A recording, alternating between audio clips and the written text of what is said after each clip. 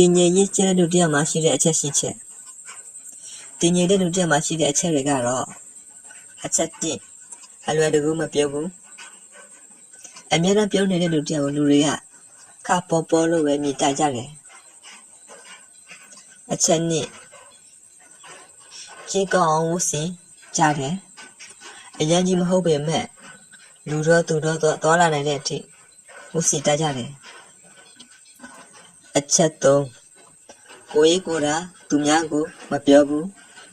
ကိုရဲ့အခက်ခဲပြဿနာတွေကိုလူတကာကိုလိုက်ပြီးချပြတဲ့အထက်မှာသူတို့မပါဘူးအချက်4စကားသိမပြောဘူးစကားမများပဲနဲ့အရေးပါတာကိုပဲပြောတတ်ကြတယ်အချက်5လူတွေနဲ့မျက်လုံးချင်းဆိုင်ပြီးနေတယ်လူတွေနဲ့စကားပြောနေတဲ့အချိန်မှာသူတို့ကမျက်လုံးချင်းဆိုပြီးတော့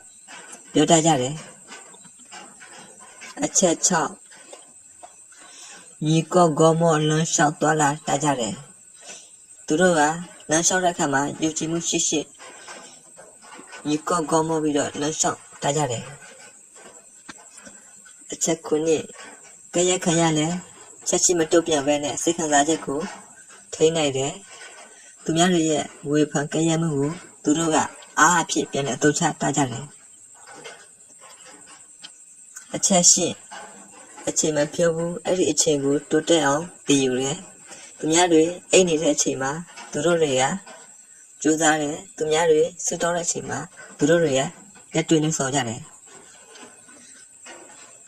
ဒီချက်တွေထဲမှာဘယ်ချက်ကဒီနဲ့ကန့်ညီမှုရှိပါသလဲကိုမောင်မှာရေးပေးပါကျေးဇူးတင်ပါတယ်